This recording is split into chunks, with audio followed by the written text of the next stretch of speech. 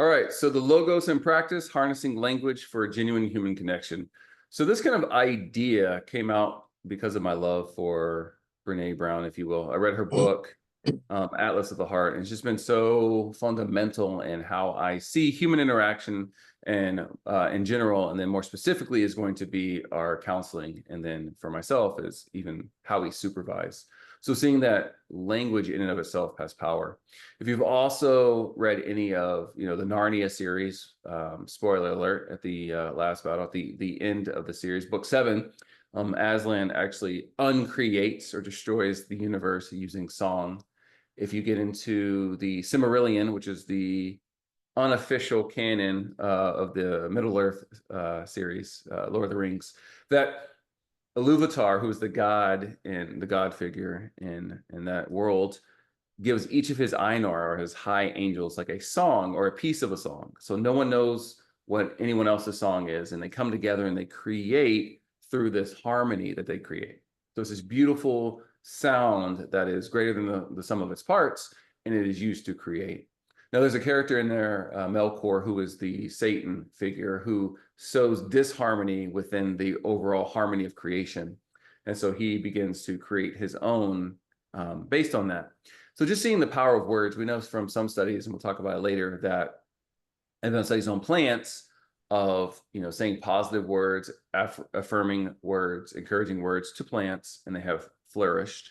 And they've done the same to other plants, except instead of being encouraging and flourishing and proud of the plants, so speaking life into them, they spoke death into them. So they said that these plants were worthless, they're going to amount to nothing. And in fact, we don't know that plants can understand English, so therefore it must have been the energy we were giving in our words, but those plants seemed to die at a much faster rate than those who were given the words of affirmation. So just seeing the power of our words, and we want to see it as more of a sacred duty, a sacred responsibility than what I call junk words. So there's real nourishing food that nourishes our body and by extension our heart and our soul. And then there's junk food that we just kind of do because it's laying around. Now, it may fill our bellies, but there's no nutritional value. So we want to make sure that our words have the power to be nourishing to those around us rather than detrimental. So the objectives here are simple. It's just to deepen the understanding of language as a sacred medium. So begin to treat it that way. It's kind of a sense of mindfulness. So once you build that awareness, once you build kind of that understanding, then we can do something about it. So we always talk about in counseling, awareness, knowledge, and skills. So right now we're building the awareness of language as a sacred medium, and then the knowledge, and then we can then practice the skills. So integrate a little bit of theological and psychological insights for genuine connection, especially in a world today that is starved from genuine connection. We have, once again, junk connection through text messaging and such. We'll get a little bit, talk a little bit about mirror neurons and oxytocin a little bit later. And then, of course, equip counselors with tools for transformative communication. So communication, words that have meaning, they're intentional, and have the power to transform. So before we begin, any thoughts, questions, comments, concerns on any of that?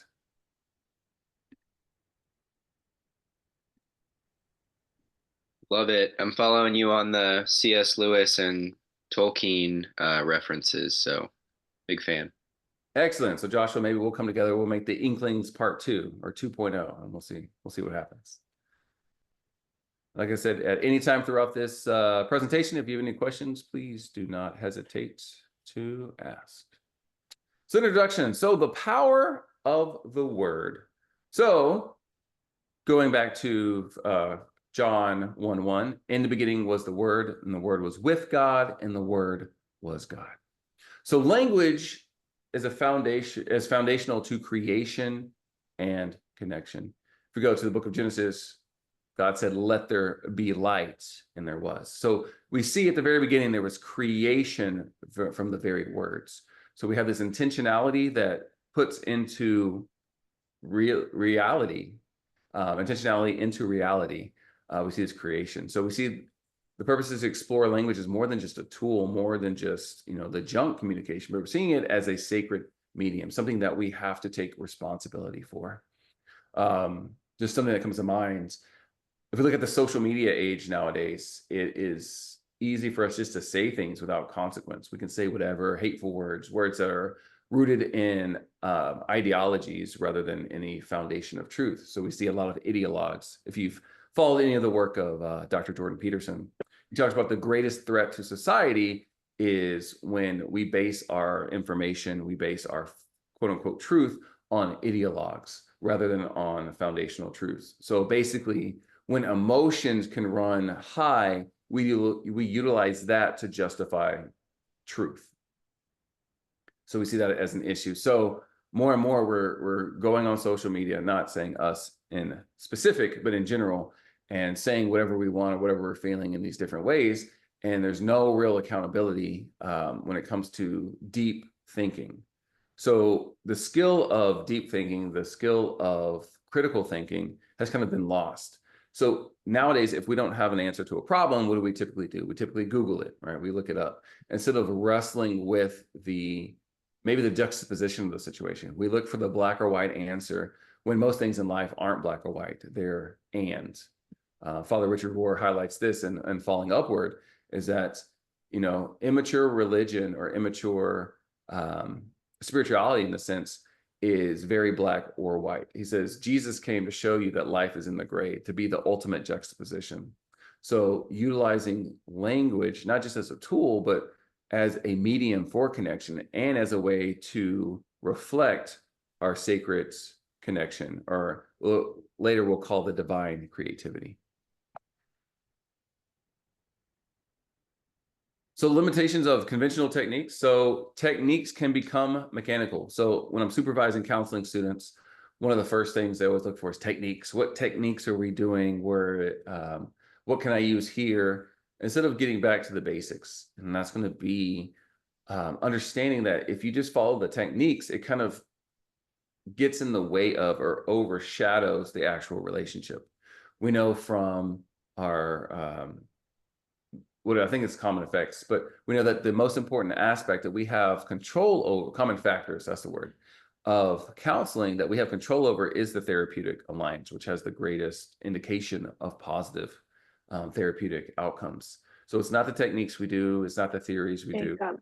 That's so loud.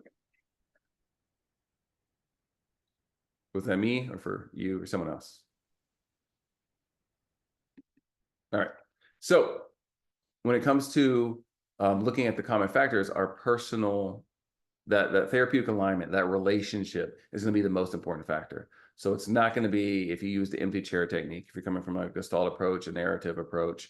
Now, some individuals are going to be more receptive to other theories or theoretical orientations than others, but it's really about just two human beings, going back to Carl Rogers, right? Going back to the person-centered, just being in that psychological space, but also that psychological vulnerability. Just two people removing all the stressors. And that's what I love about counseling. We can really remove the pleasantries or the social mores. So when you ask someone how they're doing, typically in the counseling session, they won't just say, I'm fine, and leave it at that. Because if they were truly fine, they really wouldn't be showing up.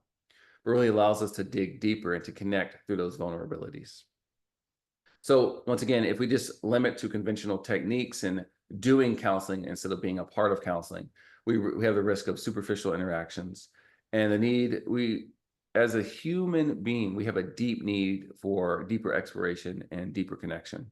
So we're all seeking that genuine transformative connection that we have. So, we hear a lot of times when Dr. Chris is going on a retreat with the family or any number of his kids, just the impact that it has to get away from the phone, get away from the email, and really spend time in God's creation in nature with the ones that we love.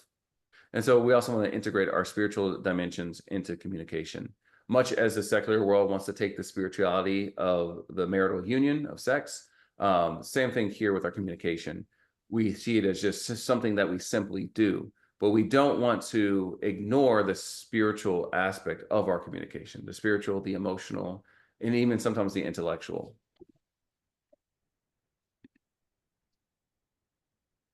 So we're going to talk about some of the theological foundations. So exploring the concept of the logos and what that means, and then understanding language's divine origin and purpose. So language in and of itself comes from the creator. So by its very nature, it's divine in nature. And so we want to make sure that we are respecting and honoring language's divine nature when we're counseling, when we're connecting with our loved ones, even when we're connecting with strangers. We don't want it to be junk communication, but that genuine communication that honors the divine, that honors God. So once again, going back to the scriptural basis, we know in John 1:1. Now here, in the beginning was the Word. So we find this a lot in translation, but the word here is kind of a misnomer. It's not necessarily the Word, it's a much deeper understanding. It's going to be the logos. Now, logos in and of itself, in short, means meaning and purpose. So in the beginning was meaning and purpose, and meaning and purpose was with God, and meaning and purpose was God. So we find all the meaning and purpose that people are looking for in their lives come from God. So Jesus isn't just the Word, but he's meaning and purpose itself. So the logos is the divine reason and the creative order. So the Word, or the logos, is a living active force. So Jesus is embodiment. He is that purpose, that meaning and that purpose. So we see that Jesus in his incarnate form became man, comes here to show us what it means in the purpose of being human. We see that we were getting it all wrong. We were doing it the wrong way. We were being more superficial in our interactions. It was more divisive rather than connective. So implications for counselors. So because the language in and of itself has a divine root, that means language is in and of itself, when we do it right, participation in the divine creativity. So what's cool about language is language, I don't know if I talk about it in here, maybe a little bit later, but so there's a thing called the cognitive revolution. So the cognitive revolution, it was our ability to create language. So in nature, they have basically this theoretical limit of animals in nature. So take chimpanzees, for example. Basically, there's a hard limit of about 150 chimpanzees that can congregate together and not descend into chaos. Like 150 is kind of the hard limit. So you get any more than 150 chimpanzees together and chaos ensues. And one of the reasons for that is their language is very primitive, meaning that they can communicate, but they communicate in the here and now. So for instance, they can communicate tiger. So we know that this dangerous thing may kill me now. They can't, however, do what we can do and say, yesterday, I went to the watering hole with Dr. Chris, and there was a tiger, and we saw the tiger eat Tony. So when you go to the watering hole, or if you go to the watering hole later today, be careful, the tiger might still be there. So by language, we have been able to kind of escape the here and now. And now we have what I call the mental time travel. We're able to travel into the past and talk about things that have already happened. And we're able to talk about the future, things that have yet to come. And we can also mix the two. Because of what happened, this may happen later, which is complex. Also, we have the ability for symbols. Language in and of itself is a symbol. It represents other things. So when I say coffee, we know coffee, but this isn't actually coffee. It's a substance, it's something, but we named it as coffee. We gave it this sense so that we can interact with it, we can conceptualize it. And it's delicious, by the way. So, but language is a symbol. And so symbols are awesome because if I go to Rome or I go to Italy and I see other people wearing a crucifix, you're one of my people, right? I'm wearing a crucifix, you're wearing a crucifix. We are on the same side, even though we've never met. So this is the beauty of language, the beauty of symbols. It allows us to find more ways to connect, and it allows us to participate in that divine creativity. So that's one of the ways that allows us to be a dominant force. Right, when it comes to a rhino, if we fight a rhino one-on-one with just our bare hands, the rhino is going to win. In fact, if we try to fight a chimpanzee or even a monkey, just one-on-one, no weapons, nothing, we are going to get destroyed. Because if you've ever seen a chimpanzee without its fur, it is ripped, straight muscle, like it can, right? There was one lady who had a pet chimpanzee who, lo and behold, ripped her jaw off. Now, I don't know about you, but I don't want to fight with a chimpanzee who can definitely rip my jaw off. So let's just say our real superpower, what allows us to be such a dominant force for other animals that are able to kill us quite quickly, is our ability to communicate, our ability to plan, our ability to conceptualize. So we want to utilize this for participation in a divine creativity. So our words can contribute to creation and healing. As counselors, we are there to help heal. We're able to speak order into somebody's chaos. That's why it doesn't really matter what theoretical orientation that you utilize out of all the countless ones. One, because they kind of all diverge nowadays into a certain point, and we each bring our own unique essence. But also on that, it's going to be speaking life into those situations. So it's ordering that chaos. Right. So chaos exists, and we just find a way to help make some sense of it, help order it just a little bit. So here we are called to speak life when many of our clients, as we know, they have that soundtrack of their life playing, which typically speaks death. It speaks the sense of you're not good enough. You'll never be good enough, right? And that's what goes on replay. So it doesn't build them up, it breaks them down. So our job is to go in there and be kind of the source of an outside perspective that is rooted in that divine creativity, that is rooted in our faith, that is rooted in life, love, growth, and maturity. So embracing the sacred responsibility of communication. So that means that this is a form of our stewardship. Just as we are stewards of our time, talent, and treasure, we then also have to be stewards of our words.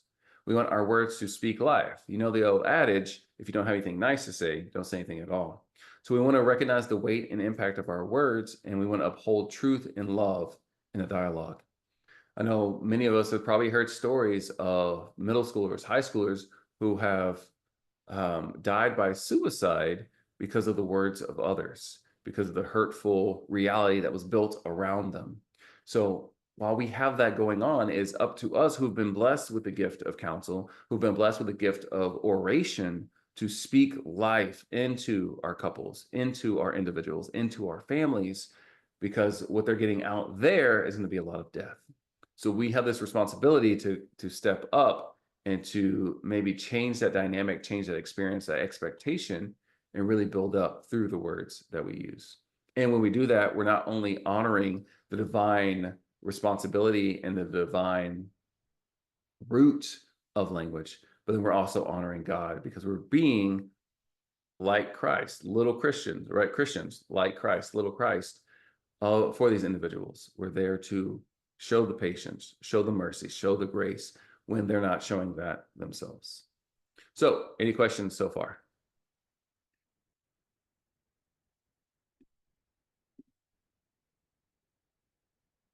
All right.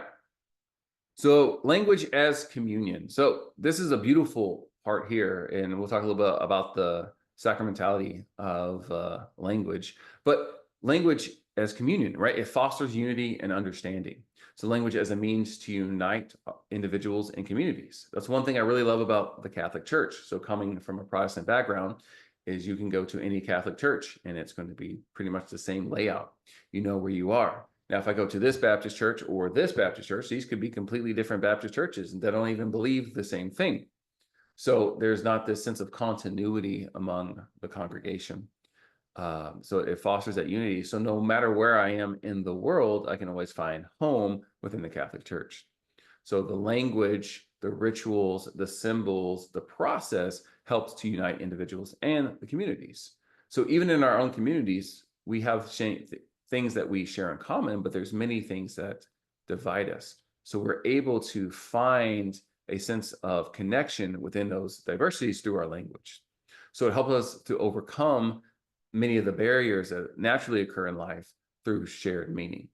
So it doesn't matter, like if you think of traumatic situations such as 9/11, you have people who come from different walks of life, but those who survive 9/11 together, they can overcome their cultural barriers, their racial barriers through that shared meaning. And so we also get the opportunity to reflect God's love in counseling. So using language to convey compassion, grace, and empathy. We get to be conduits of divine love in our interactions, and we can only be those conduits if we understand the sacred duty of our language, if we understand what it means to be those conduits of love, what it means to not be judgmental, when it means to kind of place our own maybe first reactions to the side and really ask that age-old question, what would Jesus do, right? Remember, Jesus came to sit with the sinners, to partake with them because they are the ones that needed him. And they are the ones who knew they needed him, right? So many of our clients do a great job of beating themselves up. They don't need that, right? Instead, they need that compassion or maybe even that grace and empathy that they've never had before. And going back to Brene Brown's Atlas of the Heart. So despite some of her tendencies to go off on some tangents, what I do love about the book for sure is it goes over all 87 different emotions of the human condition. Now, these are 87 emotions and experiences of the human condition, and these have been able to have been identified in like words that we can say, but also that we're able to identify within our own selves. So it's important to have these words because the words, the language, because the more we're able to differentiate between the different emotions, the more emotional vocabulary we have, but also this emotional maturity that we have, right? So she talks about becoming what's called a story steward, excuse me, which means that we can be stewards of the precious stories of others when we have that right language, and that we're basically cartographers of the human condition.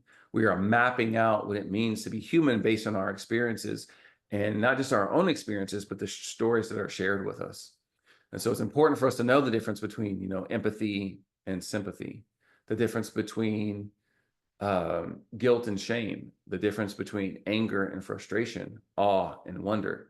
Each one of these is a unique experience of the human condition that if we don't have the words for it, it's what I call the double disconnect. So one, we become disconnected from our bodies because we have all this emotion, all these feelings, the sensations that are occurring, but we don't have the words to understand and process them. So then we're in a state that Dr. Brown talks about being disembodied. We become more intellectual. And we do that because our emotions aren't safe. We don't understand them. They're uncharted territory. So we intellectualize everything. So instead of saying, wow, this painting is beautiful because it reminds me of my grandmother's house, we say, oh, I can see how this painting is seen as beautiful because of the shading and the techniques used. So when we intellectualize things, we miss out on the emotional, and we remember life is only experienced emotionally. Intellectually, we don't experience it. It's the emotional connection. So that's why it's important to know these things and to be able to know and empower our clients with different language so they can make sense of their experiences.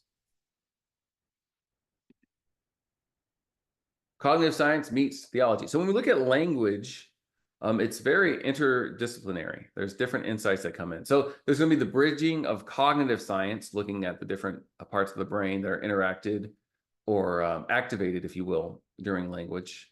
And of course, theology. So we see the word as important in theology, but also in healthy human development. And also enhancing understanding of how language shapes thoughts and relationships. So linguistic structures influence perception. So the words we use affect how we perceive reality. So my wife is an attorney. She's a civil litigation attorney who specializes in personal injury.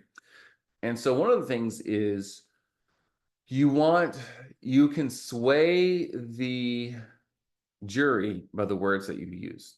For instance, if I say, oh, defendant bumped into my client versus defendant crashed into my client, or defendant collided with my client.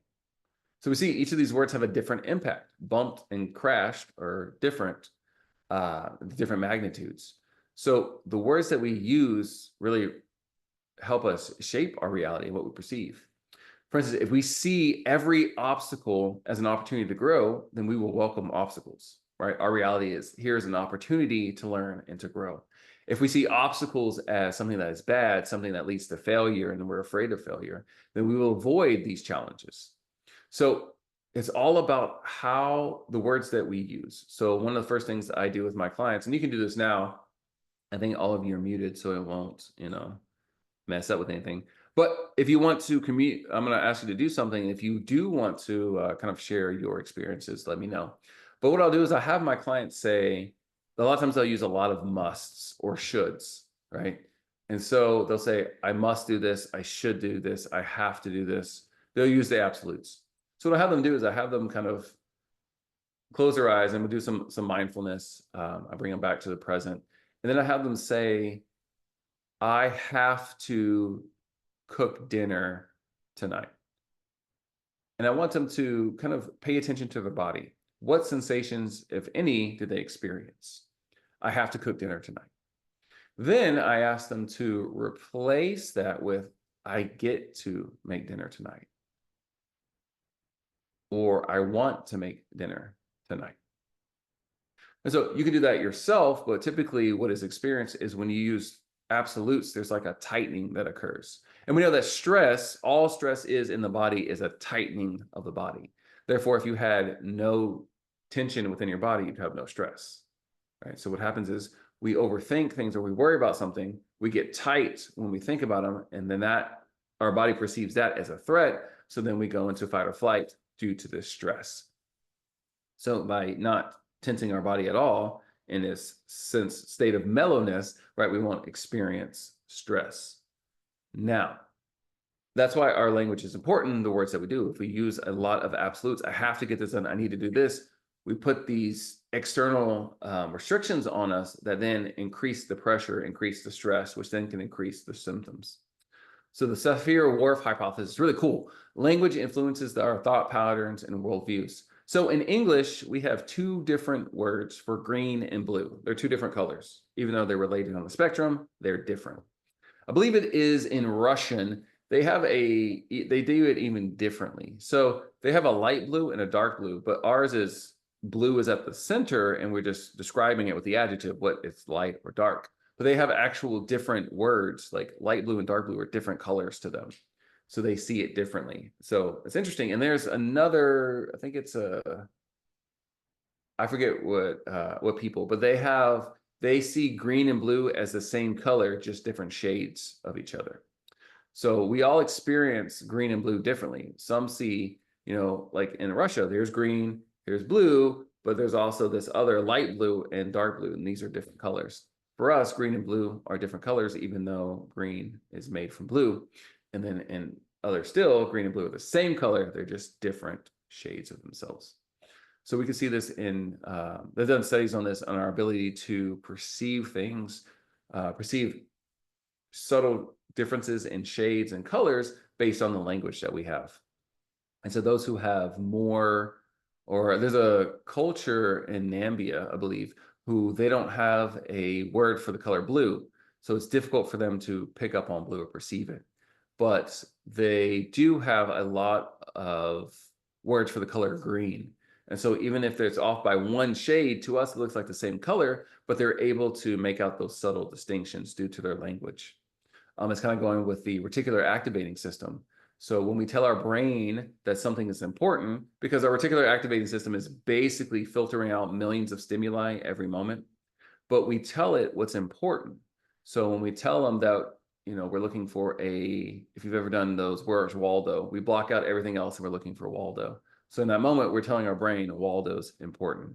That's why we can kind of have focus blindness, because we're so focused on what we're looking for, we miss everything else that is happening. And it's all about the power of language and how we conceptualize, and what we tell our brain is important. So how does it apply to counseling? So when we're counseling our clients, we want to recognize their linguistic frameworks and kind of join with them and help to expand. So you may notice, like through your parroting, through your mirroring skills, that you want to use their same words. You want to show them that they've invited you into their world, so you're using the language, or language of the lore, as I call it. So when you're with a client, think of it as you're reading a new book, you're watching a new TV show or a new movie, and the first few sessions or the first few chapters are about establishing their lore. Now, you know that Star Trek, in Star Wars, there are many different worlds that are different than ours. And so you want to see, maybe in this world, they have a blue sun and a red sun. And here we only have our orangish sun. So we don't want to go into their world and say, that's not true. Like, you're not supposed to have a red sun and a blue sun. You're supposed to have an orange sun, right? We want to be invited into their world. We want to be able to kind of suspend our belief, right? When I'm watching a TV show that is not rooted in reality, I'm able to suspend my belief and be a part of it, right? To be in there with them and follow along, right? You have Godzilla fighting King Kong here. Well, we know things can't get that big due to the oxygen in the atmosphere. I'm not doing that. that ruins the magic, that ruins the experience. So instead, I'm like, all right, I'm following along. I'm just going to assume this is true, and we're going to go through this. So we want to utilize our clients' linguistic frameworks, and then we want to help them to expand it. So using their language, using kind of their reference point, what are some ways that we can expand the language to be more inclusive? So if they are using language to kind of degrade themselves, or they're not honoring their intrinsic value, their intrinsic integrity, then we want to find ways to utilize their language to kind of expand it from their home base, rather than trying to get them to follow over to our linguistic framework and our expansion, right? We want to help expand their language to be inclusive, to be growth oriented. So understanding the client's linguistic frameworks, listening for key phrases and metaphors. So if they're talking about their depression as the ever looming darkness, right? Utilize that. All right, so tell me about the ever looming darkness. When's the first time you've experienced it? When you are experiencing, what are you feeling? What are you thinking? Things like this. You want to let them name these concepts, and you understand them. Then you utilize that as you collaborate or you co-create, the counseling together, right? I always like to say that there are two experts in the room when you're doing counseling. One is you, who's the expert in mental health, and them, who is the expert on their lives. So you come together to co-create what this outcome, this hopeful outcome, will be. So we can identify limiting language patterns within their words. So they might use, oh, but that will never happen. Oh, so we can see the buts. And so what I like to do is and I learned this from my professors, I'll interrupt once I've built that rapport and make them two separate statements. So yes, you can use your language, you can have that metaphor, but you want to say that I really want to get a job, period. I do have a fear about so-and-so, or I do have a fear that X, Y, and Z. So we don't want to say, I want to get a job, but I know that won't happen because right? We don't want that to be one statement. Instead, we want it to be two separate statements. And both of these statements can exist at the same time. We don't want to put them together because everyone knows that anything you say before the but doesn't matter. Okay? Dr. Freeney, you're a great counselor, but I don't care about that. Now I need to hear the but. I want to hear where I mess up, and that's what we're going to focus on because we have that negativity bias. So we want to make sure that we separate them into two statements that can be simultaneously true. Hopefully that makes sense. And then tailoring our communication. So we want to adapt language to align with our clients' perspectives. So this is, of course, not in all ways, right? We want our language to be rooted in the truth, but we want to utilize their language as much as possible as we expand their understanding to utilize more truth-oriented words. So you have a client who maybe joined a gang when they were younger. You want to utilize kind of the language that they use. All right, so what was it like to get clicked in, to get jumped in? And help me understand a little bit about that. What was that like for you? I maybe don't know anything about it. So I'm all ears. What does getting clicked in mean? So you're utilizing these things. Okay, wow, that sounds intense. So when you're saying you were clicked in, what was that like for you? Was that terrifying? Were you excited? Or was it a combination of that? Or was it something else? So utilizing it, and then we're going to start expanding it using their reference points, their experiences. All right, any questions so far?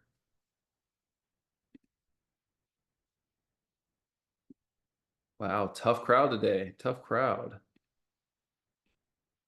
All right, let's keep going then. So empathy and mirror neurons. So many of you may know this, but my first love was neuropsychology. And so I applied for a neuropsychology program, the one at U of H. They get about 500 applications every year. They take about not 200, like two people. So at the time, I was not a 2 in 500 people. But I love the ideas of the brain at Houston Christian University, back then, Houston Baptist University. I had a class on the anatomy of the brain, and that was my favorite class. I think our final was, you're at the start of a race. So the first part of the final was, we had a sheep brain, and it was cut in half, and there was like 50 different pins in different parts of the brain. And we had our sheet of paper, and we had to go through what each number was and write it down, right? So that was one half. Then the other half of the exam was, you're at the start of a race, you look up, you hear the start race gun go off, and you see the smoke. What are all the mechanisms that had to occur or that occurred for you to hear the gunshot and then you foresee the smoke, right? And then put all that into action. Great class, loved it. Just really the brain. But mirror neurons. So mirror neurons, there's a scientific kind of mechanism for empathy. So it's really cool as neurons. So we know neurons are our brain cells, and through the process of growing them through dendritic branching, we have neuroplasticity and all this brain nerd stuff, which I love. But mirror neurons are these neurons or brain cells that respond to other people's actions and emotions. So what's cool is that in all my years of martial arts, while I'm practicing my forms and I'm watching other people practice their forms, my mirror neurons will fire as if I'm doing the forms.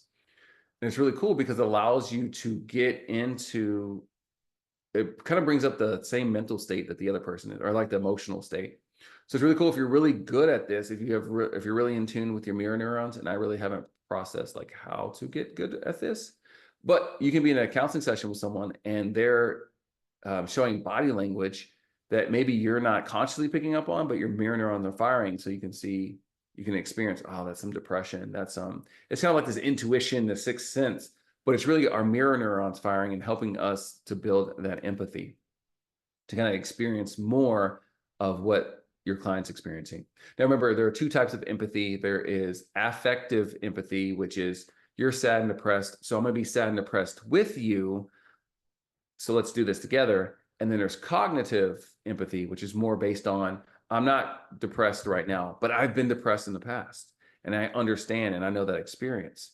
So I'm going to kind of utilize that experience to connect with you now. So I'm not going to be depressed now because there's always that possibility that I narratively hijack this and make it about me.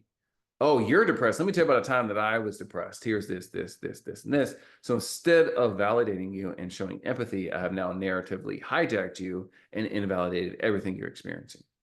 So it's really cool that we have this ability to not only have this vulnerability to allow, vulnerability, then we need boundaries, and then for empathy, which then leads to compassion, but that we have our mirror neurons, which is going to be more of a physiological response to empathy. So empathy being, there's a lot that goes on the empathy. There's the emotional side, there's the physical side, and then there's of course the spiritual side. And what's really cool is that we see that the mirror neurons are going to be on that physical side. And so we want to use language that helps facilitate these empathetic connections. There are verbal expressions that can trigger empathetic responses. So if you've been a counseling student of mine at any time, one time I do talk about the Never Split the Difference by Chris Voss. He was a lead hostage negotiator for the FBI. And he talks about mirroring. Now, mirroring in our counseling books, I think it's called parroting.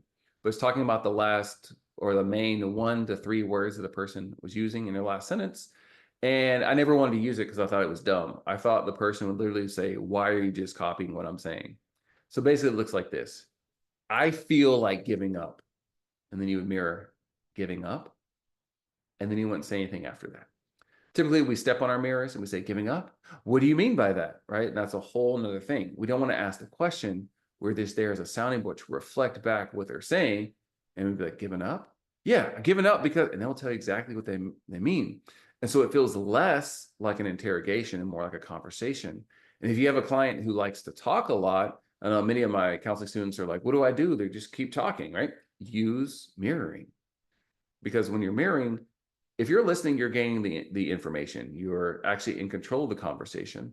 But by using mirroring, you're also kind of focusing it towards the area and you're letting them know that you hear them.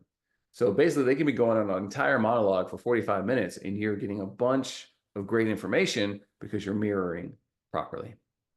Also, there's going to be the validation. So it seems like, so labeling, it seems like this transition is really taking its toll on you, right? It seems like, it looks like, it feels like. We want to say these things because we don't want to tell other people how they're feeling, right? That's not empathetic. Instead, we want to say, it seems like. It lets them know that I see you and this is how I'm experiencing you. It gives them the freedom to say, no, I'm not really angry. I'm more of this. And then you can validate it. Oh, so what maybe came off as angry was actually this. Thank you for sharing. Thank you for clarifying. And so what does that mean, right? And so you're able to go in deeper and have that empathetic response. But no matter what you think, no matter how long I've started using mirroring, I finally started using it when I got into my doctoral program and found out that it was amazing, especially after I was given the challenge of doing an entire couples counseling session without asking a single question.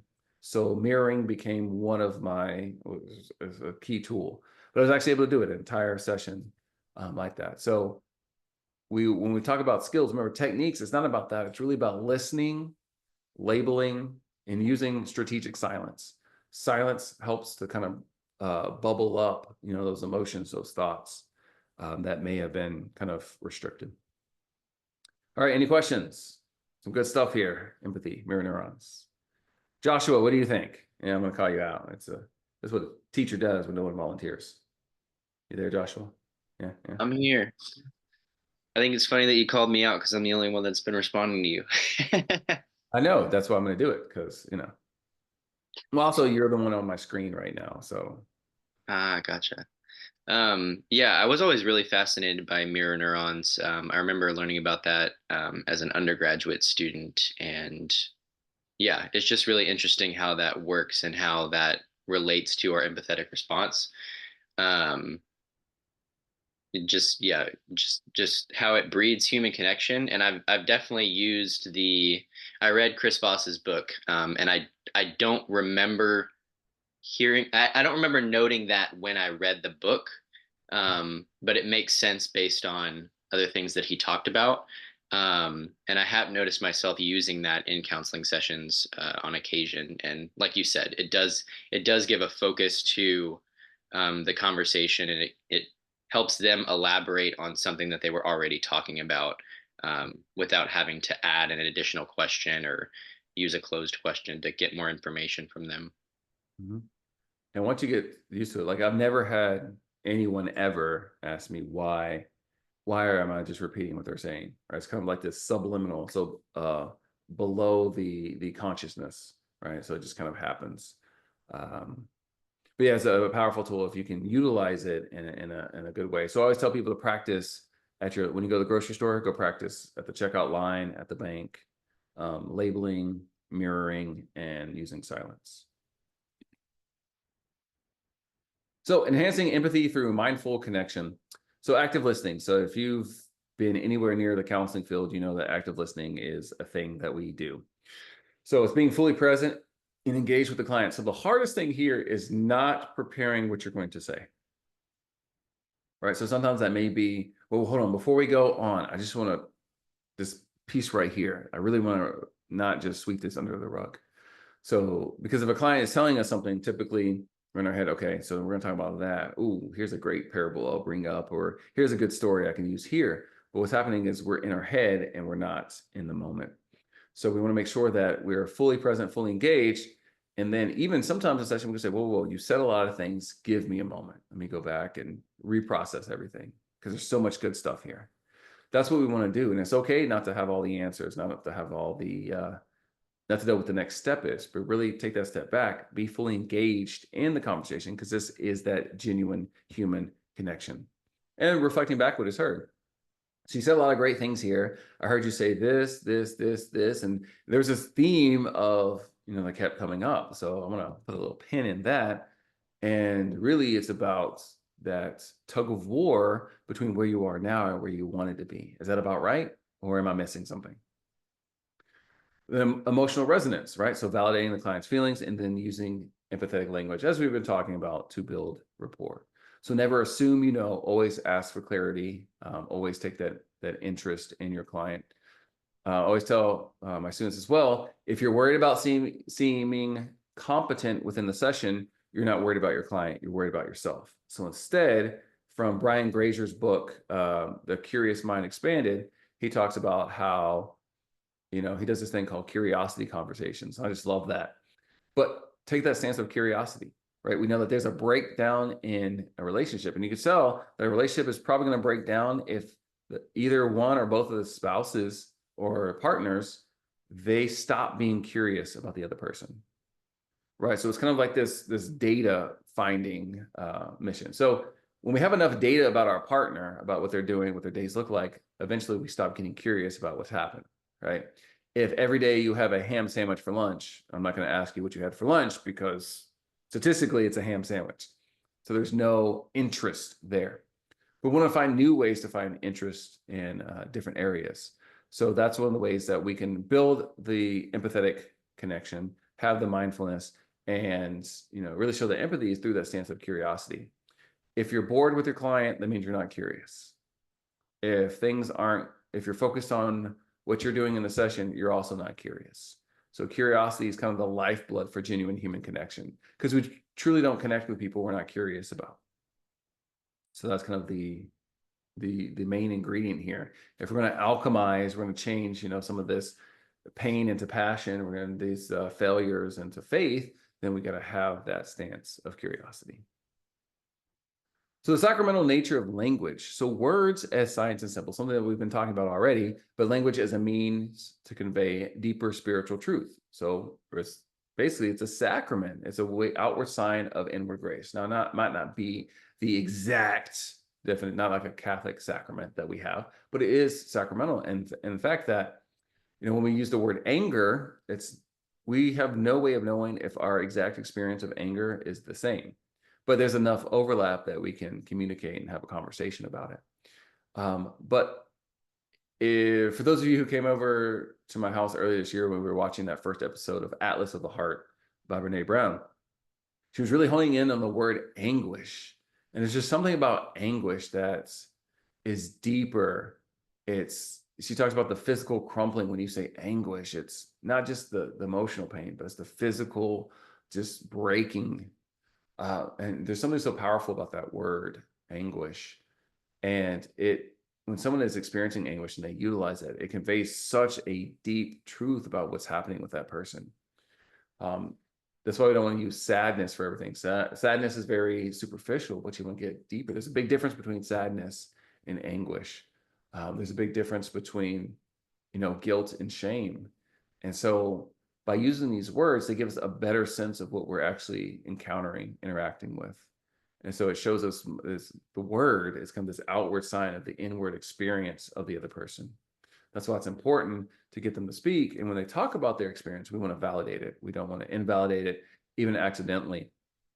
And some of the ways we can do that is, it's not the overt stuff. It's really more what Brene Brown highlights as the near misses or near empathy. So that's when we're actually exuding sympathy, but we're playing it off as empathy.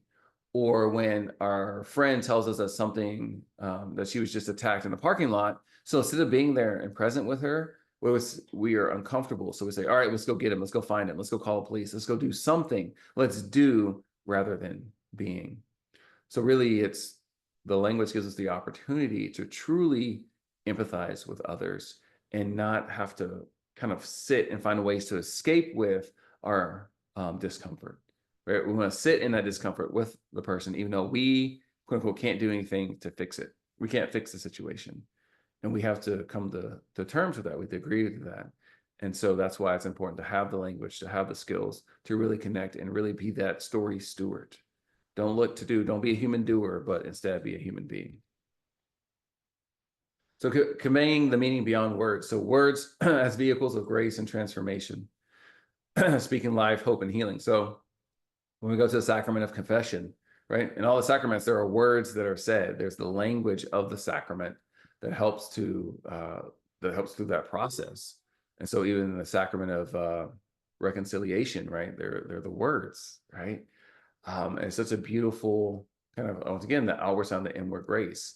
And that's why we have the priest who is acting in the person of Christ in that moment.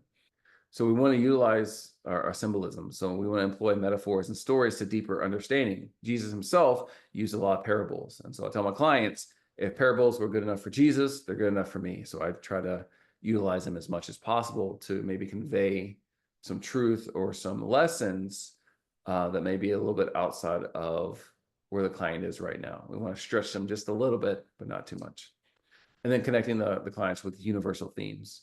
So showing that they're not alone in their suffering, they're not alone in their experience. That's a very human experience that they're going through, but also, so we want to plant that seed of hope. And remember, hope in and of itself is simply the belief that the future will be better than the present.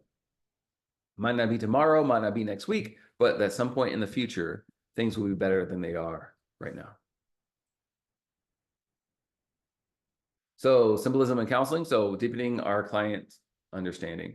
Metaphors simplify complex emotions, and stories illustrate principles vividly. So looking at the story of the prodigal son, we can look at the parable of the talents, the sowing of the seeds, so many things through here. And there's healing through this metaphorical language. I've had a couple clients that really respond to the prodigal son. They have this idea of God as the punisher, God as, if I don't do everything right, then, I'm not worthy of his love and I'm going to be outcasted. So really utilizing the very parables to kind of convey this sense of message is that what is taught in scripture? Is that the God that we believe in? And so if I just say it, then it could be easily shut down or dismissed, right? Availability heuristic, or they're looking for, confirmation bias. But when we talk about it from the parable aspect, right? We see this here, we see this here, then it's able to stick. It's kind of like as children, or, that children, I see this with some of my clients, that they can say something to them, but if I say it, they can magically hear it, but their parents have said the exact same thing. So it's kind of here, we need to hear it from the outside source. We need to hear it from, God himself. So remember that this metaphorical language can be a sense of healing. It can be a sense of conveying these deep truths in a way that would maybe be missed in just direct communication. And that's how our brains work anyway. Our brains love stories. So if we utilize storytelling, we're able to grasp the essence much better. That's just the way our brains are wired. We're not wired to memorize things by beating our heads on the wall, trying to memorize this list of vocabulary words. But if we can create a story that includes or implements all the vocabulary words, we'll utilize our brain's natural strengths and we will remember it much more easily. So metaphor and meaning, so crafting resonant narrative. So helping clients construct their own empowering stories. So there's this co-creation piece here, this collaboration. And we know that clients will, they will resonate more with the metaphors of the stories if they help create them themselves. If you just give them one, right, it's going to be yours, maybe not enough buy-in. But if you help them create and they create themselves, there's more buy-in through that process. So it helps them to shift from victimhood to agency. So you can see life as a journey instead of life as a battle, right? You can see life as an odyssey. So I love the word odyssey. I love Odysseus. And we see that his life was not easy, but he was able to go through that and be rewarded in the end. So helping to rewrite their personal myths. One of the issues that we have in society is that we don't have myths anymore. We're a very rationalized society. And so what happens is we miss out on the magic and the truth of the myth, even though they may not be factually true, but they help to convey deeper meanings. So that plus the breakdown of, we don't have many elders anymore. We have old people, but we don't have elders. And so we see that, the young don't value the wisdom and the experience of the old anymore. And so then we miss out on those kind of experiences. So any questions so far? What are you thinking, Michael? I know you got a question or a comment. Jennifer, what about you? Huh? This is my second time watching this. It's great the second time around. Excellent. See, Jennifer is the overachiever, and she's one of my best students. So good job, Jennifer. Appreciate you. Larry, I was just thinking of the passage, taking our thoughts captive to the Lord. I think it's in Corinthians chapter 10. I was just wondering how that would relate to a counseling setting. And I know you're languaging. I'm also curious about the use of verbs and action verbs. And maybe this is getting more into semantics, but I'm just wondering about the power of those two thoughts, one entrusting or turning our thoughts over to the Lord, and then also the role that verbs can play in terms of clarification. For sure. So there's a technique that I like to do. It's called distancing. And so if you have a client who has a thought, say that I'm worthless. So typically when we have the thought, we don't challenge them, right? It's just, I'm worthless. That's what we believe. But there's this thing called distancing where you say, I'm having a thought that I am worthless. So when we distance ourselves that way, we can look at it in a more objective way, and we can actually put it on trial. Does this thought actually make sense? What could be the root that is causing this thought to bubble up, and what are the evidence for and the evidence against?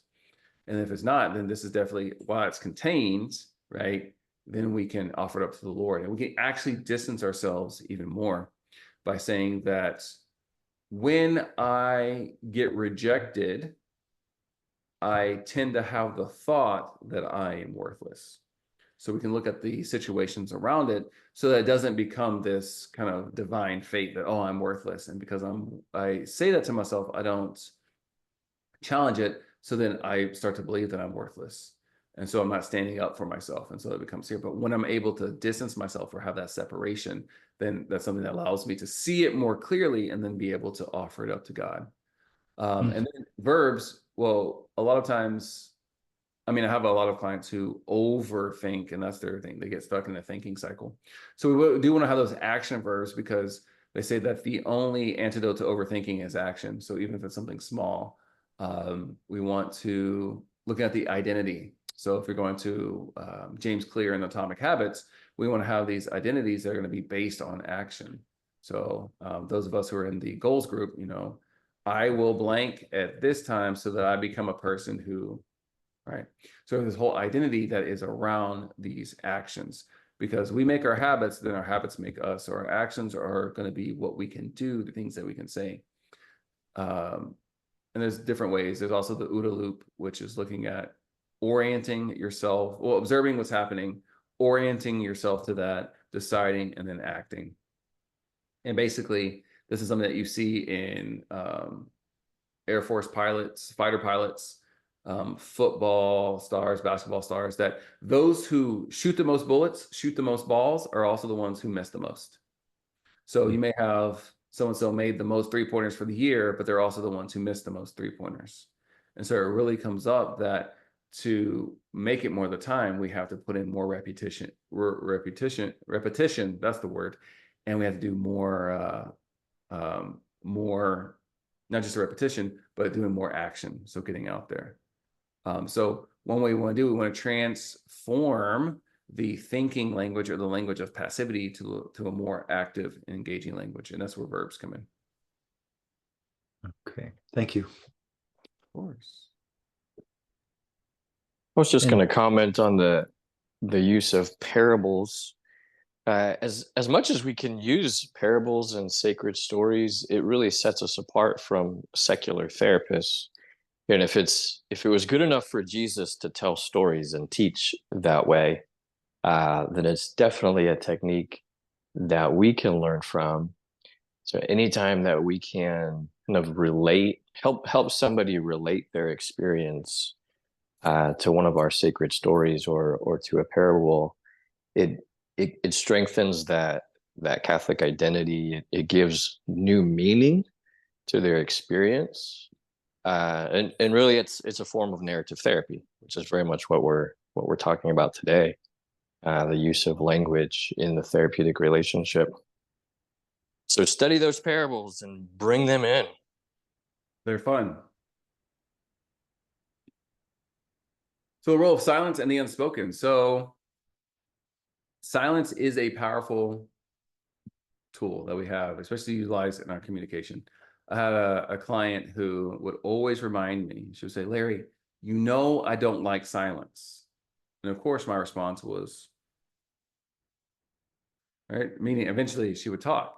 But silence, there's this idea that we're uncomfortable with silence. And going back to Chris Voss's Never Split the Difference, he talks about basically there are three types of negotiators.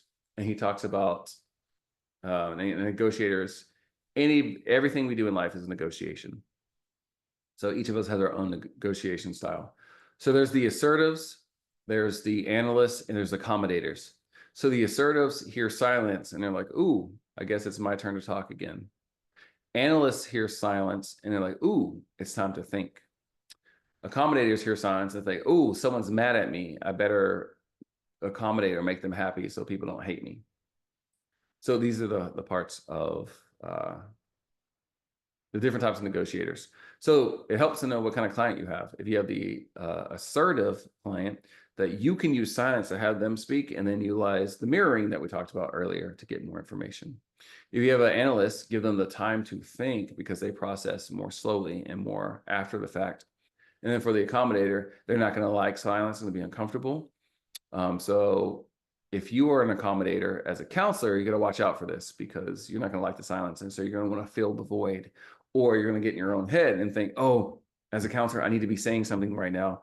I don't know what I'm saying. They're going to think I don't know what I'm doing, right? We spiral out. So it's no longer about our client. It's about us. So allowing space for reflection and processing for both you and the client, right? It's a collaborative piece. And so silence can be useful on both sides. So you having silence allows your client to say more words. For instance, one of the best things, if you ever ask your client a question or how they're doing or whatever, and they say, I don't know, don't say anything. Because what happens is they'll say, I don't know. And you'll be like, really, you got to know something must be going on. But if you don't say anything, you say, what's going on? And say, I don't know. It's kind of like, and they'll tell you exactly what it is. So a lot of times, I don't know is a placeholder. It's just an immediate response. And so we want to make sure that we don't step all over that and do more work and actually kind of cut off the flow of thought. So being more patient, more relaxed during the session. So cultivating presence and attentiveness. So being comfortable with the pauses, demonstrating patience and respect, and then listening beyond the words. So we want to observe the nonverbal cues, which are going to show more than the verbal cues typically give, and sensing the underlying emotions and thoughts. When I'm working with couples and I'm working on communication, I have them learn the SEN, which is the CEN. The first, what is the content? Then the deeper level is going to be what is the emotion that is, rooted in the content, or the content is rooted in, and then what is the need? What is the need that the partner is trying to get filled or taken care of by sharing this? So it's the content, emotion, and need. If we just focus on the content, we miss out on a lot of the good stuff. So we want to make sure that we are not doing that. We're focused on what is the content, what is the emotion, and what is the need. So not just what is said, but how it is said, the body cues, and all of that. And you learn more about this, and there's this intuition. There's a sense called tacit knowledge. So tacit knowledge is interesting because it's knowledge that you can't verbalize. So it's like in the counseling session, or when you're driving a car, or if you're doing heart surgery. I can tell you kind of the steps, but there's an intuition that develops. For instance, I can tell you how to make a turn in your vehicle, but I'd say, all right, so you're gonna put your foot on the brake. Well, how much pressure on the brake? And then do you add more pressure? Do you relieve the pressure? Is it like 50% pressed and then less and less? Like, how does it work? And then you turn, what angle, right? It's just this knowing. And as you're doing it, you're going to go on autopilot because you built the neurons to do it, which is awesome. But then someone's going to ask you, okay, what are you doing? How you do this? And then you're going to be like, I don't know what to tell you. And it throws you off your game. Same thing with surgery. Like, they could tell you what they're going to do, but when they're actually doing it, there's a process. There's this tacit knowledge, this unspeakable knowledge that kind of just occurs in that process. So when you're counseling, that's also something to take into consideration, that the more you do it, the less cognitive energy it's going to take. And then you'll be able to, as a surgeon, do the heart surgery, feel that intuitiveness that occurs. When I was in my doctoral program and we were being watched on the screen, one of the things that our professors always talk about is like, hey, I'm not in the room, so I can't feel what's happening in there. I can only see being removed. So there is an experience that happens within the room that only those in the room can know and experience. So remembering this and knowing that, silence can be a powerful tool to kind of get a point across, but also to get the buildup of that pressure for them to state what they're really experiencing, what's going on. So nonverbal communication, we know reading body language, so the facial expressions, the gestures, the posture, congruence between their words and their actions. If they say everything is great, but they're very guarded or standoffish, and typically they're not, or maybe it's the upward inflection of their words, so it's more of a question than actually a statement. And then integrating nonverbal cues into your practice. So responding to a client's nonverbal cues. As a Gestalt therapist, what's cool is that when people will do things, there's a kind of a technique there where you have them exaggerate it to help them get a sense of what that experience is that they're getting, or that need that they're getting met from that. So it could be the hair tying or whatever's happening in session. It's like, pause. So you're doing your hair right now. I want you to do it bigger, do it, more exaggerated. What is that doing for you? What are you experiencing? So it helps them to bring awareness to the subtleties of their communication, right? Oh, maybe it's something they do when they're anxious. And we can say that there's anxiety that's building up, so then we can look at where the anxiety is stemming from and find ways to not just alleviate it, but kind of cope with it or navigate it in her daily life. That's not going to be too over encumbering or awkward. Yep. So dialogical self and the inner dialogue. So psychological perspectives, understand the multiplicity within the self, engaging with internal voices. So if you have done any parts therapy of internal family systems, we can see the multiplicity within the self. A part of you wants to do this. Another part is afraid to do this. Another part of you believes you could do it if you put all of your effort into it. But another part of you would feel really bad and unworthy if you put all this effort into it and then it didn't happen. So kind of as God is in perfect union, right, and we're made in his essence, we also have a communion, but ours isn't perfect. So we have different parts that are different things. So it's just good to understand that the multiplicity within the self. So a lot of times we can have this juxtaposition, like a part of me wants to do this, and we want to use that like a part of you, wants to continue dating Jessica, but another part doesn't because of fear of this, right? Those are two valid points, and they both can exist simultaneously. And when we have that, then we are able to kind of break down, okay, what is leading to this thought and what is leading to this thought? What is the evidence for this? What's the evidence for this? So it makes more sense than treating it as you can only have one, right? It's either black or white. In this realm of the multiplicity of self, it can be both. So internal and external dialogues. So self as a society of the mind, dialogue between different aspects of the self. We see that we have a lot of this in, even Freudian psychology, talking about the id, the ego, the superego. You see that this different breakdown of, if you look at Eric Burns' transactional analysis, you have the adult, the parent, and the child. So there's different aspects of our personalities. And so sometimes different aspects come through. So if you are well-versed or very mature in your professional work, but in your personal life, you're very immature, so different aspects can show up. So it's embracing the various internal perspectives and navigating conflicting thoughts and emotions. So it's okay to have that juxtaposition, to have two very different ideas or thoughts, because there's different parts of us that we have to navigate. So giving that possibility helps to relieve a lot of the stress built up, because if we have the incorrect belief that it has to be one or the other, that both can exist simultaneously, or that we're broken, or whatever language we want to use, that could be detrimental. So we want to have, no, this is where we're starting at. So looking at even Carl Jung, Jungian psychology, and the shadow, the parts of ourselves that we haven't learned to integrate yet or love yet. The first part is just building awareness that, hey, I have this part of me. I'm learning to love it. I'm not quite there yet, but learning to love it. And just by shining the light on it, gives it that sense where we can start having that integration into self. We have that healing, that reconciliation. So enhancing client self-understanding.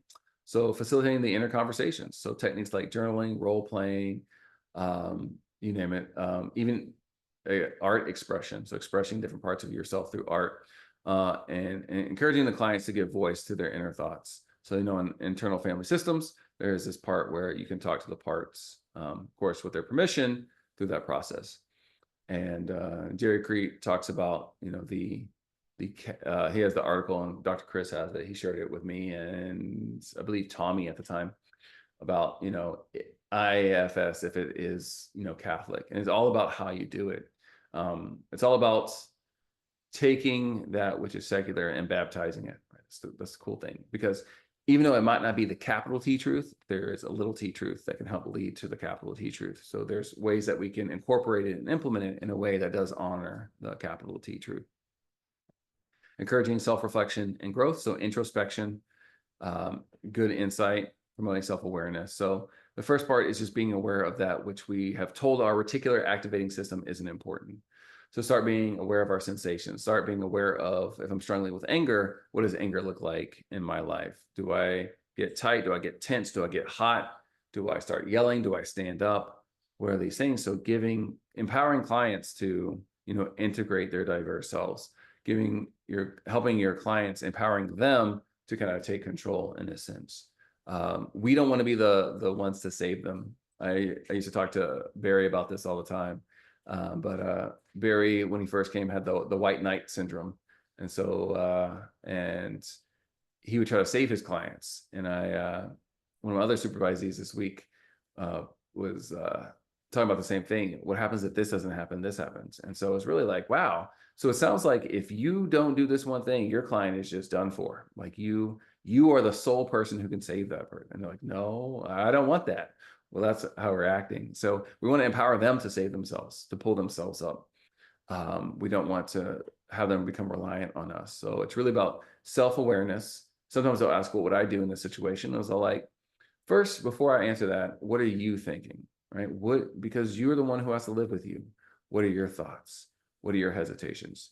Empower them to be uncomfortable so that they can grow through that. And if you're one of my supervisees, Jennifer, you know that, you know, Jennifer likes to come around and will ask me, what would you do in this situation? And then now as she's been with me longer, I now will tell her, but only after she tells me what she's thinking, right? Because I want her to. My favorite question. Of course, it is your favorite question. What would you do? Well, if you were me, how would you do this? And that's cheating, by the way. But it's really, I want you to sit with that discomfort so that you can grow, so that you can see new things. Because we're really capable of a lot of things, but we sell ourselves short. We look at scaffolding. When we have that more knowledgeable other, we're able to do a lot more than if we attempted by ourselves. But at the end of the day, we have to take that scaffolding and start building from that. Language, culture, and community. So there's a communal aspect of language. It helps to shape and reflect cultural identity. So that's why you can have Spanish that is very different. You have Mexican Spanish, which is different than South American Spanish, which is different than Spain Spanish. I know this because Mexican Spanish here, that's what my daughters and my wife speak. So they'll throw in a little bit of Spanglish. They'll throw in some English words and stuff like that. In South American Spanish, which is very like rigid, as my wife calls it, they speak the bougie Spanish. They don't use any, they use very different terms for things, and same language, just different cultural identity, because they're from different places and they take the language and it forms differently. Like when I went up to Minnesota, not Minnesota. I don't know why I said Minnesota. I've never been to Minnesota. When I went to Michigan, actually I did go to Minnesota, Michigan, hey, can I get you some pop? And I was like, oh, yeah, right. We're up here. They say pop, right? Versus soda. And so it's the importance of the context and communication. So there's the beauty in that diversity, such as if you ever go to London, apparently they call, there's the bonnet, right? We got the lift, we got the loo, all these words that we don't use here in America. So it's just interesting that you can have a common beginning, but to see how each, parts of these language or these communities take on their own cultural identity. So being able to use language to navigate cultural nuances. So being sensitive to cultural expressions and understanding linguistic diversity. Once again, the secret here is just taking on the curiosity. So in promoting inclusivity, using language that respects backgrounds and avoiding assumptions and stereotypes. So bringing people in, having a sense of a common union and learning more about them. If you've probably heard me talk about this all the time, but I did have a client who had more, what's the word I'm looking for? Racist tendencies. And so I took a stance of curiosity. One, I'm just curious as a self-professed racist, why you came to me as your counselor, just interesting choice, but also how that ideology came to be. And so it's really just taking that sense of curiosity and wanting to know more about the human condition. Because once again, I'm a story steward. It's my job to take the sacred stories of others and take them with care and put them on. I have like a concept of a library. I call it the life library in my brain, where I put different important stories that I come in contact with. So basically, inclusive language practices. So we want to heal divisions. So language can bridge or widen gaps, choosing words that unite. So doing some PMIs, premarital inventories, for some of our parish partners, I've come across some individuals that have been hurt by some of the things that maybe deacons, priests, or any church representative have stated, and it was either misconstrued or said in a very insensitive way or what have you. And so I want to say that, once again, it is our sacred duty to make sure that our words unite people, they bridge people, but they also build them up. It shows them love, right? That doesn't mean we always say things that they agree with. We can love somebody and still disagree with them. And we want to bridge those linguistic gaps. So learning the key phrases of our client in their native languages, right? Valuing their cultural narratives. Looking, once again, taking that stance of curiosity, because everybody we come in contact with has something to teach us. Now, do we have the humility to learn? And so the impact of the digital communication. So the transformation of language online. So there's emojis, abbreviations, and new norms, new words. Right. So the kids, I never thought I'd get old enough to be like the kids these days are speaking heresy, just the words they use, and it the phrases is like that. I know I'm getting old, right?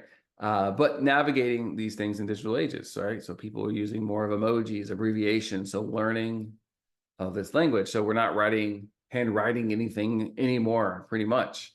And so it's all going to be digital. So understanding that this is a new medium for our language. And also that if you remember signing your paperwork for Rejoice, it says that we will not be a part of any public or private scandal. So being careful what we write, what we express in the digital era. Challenges to a genuine connection online. So we don't get the same oxytocin release that we get in face-to-face eye contact interactions. The second best is going to be video phone. The third best is going to be voice. And then third is going to be text messaging, because we misinterpret without the tone or the context. Remember, the actual words that are said is not the majority of the communication. It's going to be how it is stated, the inflection, the pacing, the meaning, the emotion behind it, but also the need as well. And the opportunities. So reaching clients through new platforms. So maybe there's some clients that we wouldn't be able to see face-to-face. So then our digital platforms allow us to do that and utilize innovative therapeutic tools such as you having the psych assessments that you can send them, have them fill out, and they will automatically populate. So leveraging technology positively, utilizing video calls for face-to-face interactions when they're not able to make it in. Digital storytelling and journaling apps allows you to, there's an app called, I think it's Day One or One Day, one of those two. But it allows you to take pictures. And so like each day you can, like if you were, I guess you could say religious or consistent with it, then you can take a picture every day and kind of have like a little journal entry. Then at the end of the year, you can see your entire year through pictures, making each day worth living and remembering. And of course, we got to set boundaries in digital communications. So this is not going to be as beneficial for everyone, but practical applications and supervision. So applying concepts of the logos in leadership, understand that there's meaning and purpose. And so we want to have meaningful connection with our supervisees. We want to have a purpose of our supervision. So not just so they can count their hours, but really how are we forming them as counselors? How are we forming them as divine conduits of God's creative diversity, but also creative design? How are they going to be spewing, right, in a positive way? So spewing love versus spewing hate. How are we going to be spewing a sense of grace and mercy instead of, the rigidity, the death, the humiliation, the not good enough message of the world. So how do we model that sacred communication for our supervisees?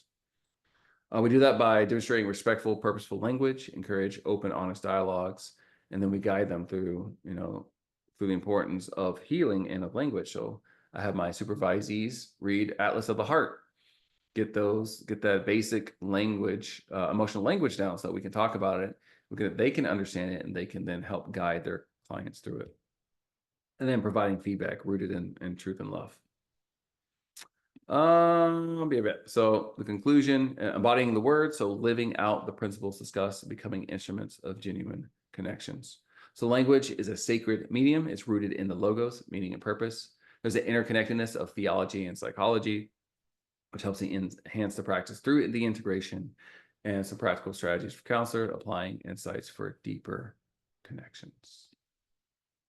So embodying these principles in practice, so daily intentionality in communication, so not letting let us respond with our words and not react with our words, and always being continuously learning and applying. So learning new languages, learning new open-ended questions to utilize to get more valuable information, and taking on that stance of curiosity. All right, now, any questions?